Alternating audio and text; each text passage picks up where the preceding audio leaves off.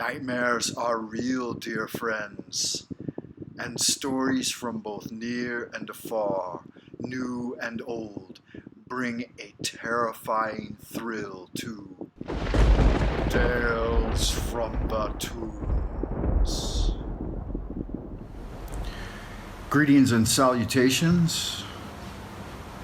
Today I would like to read a story that was sent in by a viewer. His name is Brother Marlow, and it's a tale of the paranormal.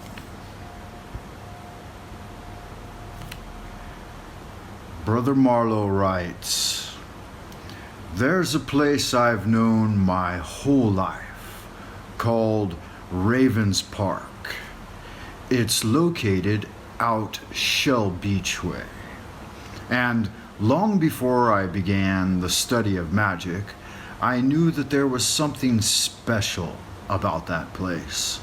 I started going there to do magic some years ago, and it very definitely has an energetic charge.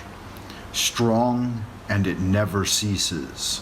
Rather, it ebbs and flows. I'd always felt that the magical high after I did rituals there,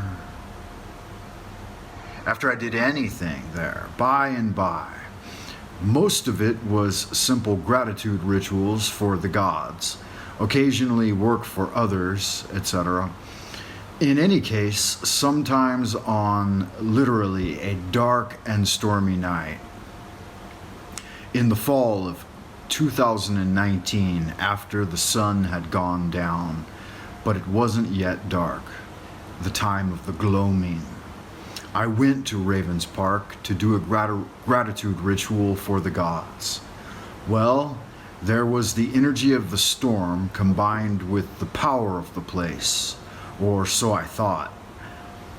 I barely completed my ritual and fled from that place as a profound horror overcame me. I ran. It was certainly amongst, or perhaps the most frightened I had ever been.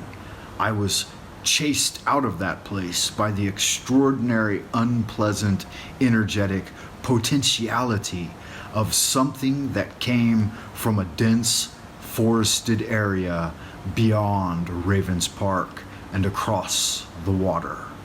I shudder to think what would have happened to me if I hadn't left when I did. It was hundreds of meters away from me across the water, and yet the anxiety I felt as I write this. I feel anxiety as I write this. I'd have to look back in an older journal to see if I recorded this event at the time of it. I mightn't have done so, might not have done so. It was dark.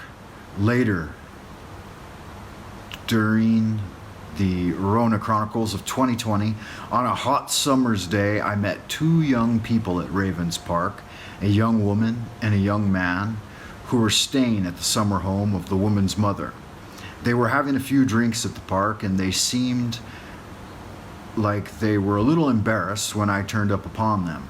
Nevertheless, mostly the woman and I, quickly started chatting amiably and about authentic subjects. And I revealed that I'm a pagan and I come to Ravens Park to pray. And as soon as I stopped talking, the young woman asked me if I knew about the monster in the forest. I related my story. She said that her dad arrived at the park in a kayak after sunset and before it was dark, around the hour of the gloaming, and had been chased away over the water. As it turns out, the family are on friendly terms with a few First Nations fellow who told them that a monster lives there in the forest and it likes to eat white people. He was, of course, joking about the white people part, but not the monster part. You can feel the dark energy, and if you're stupid enough to walk the borders of the forest, even in broad daylight, at a very low tide, which I did recently.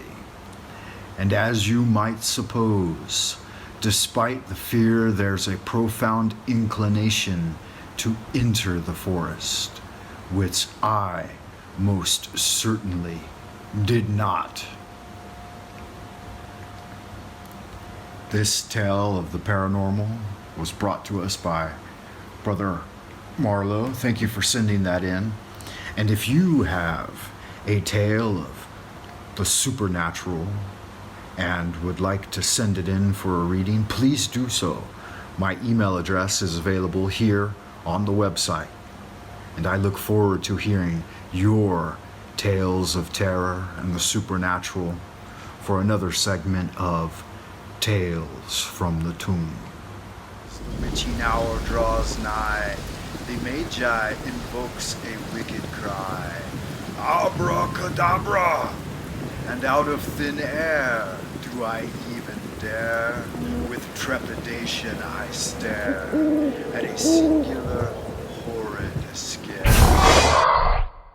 Thank you for watching Lunar Light Entertainment presentation of Tales from the Tomb.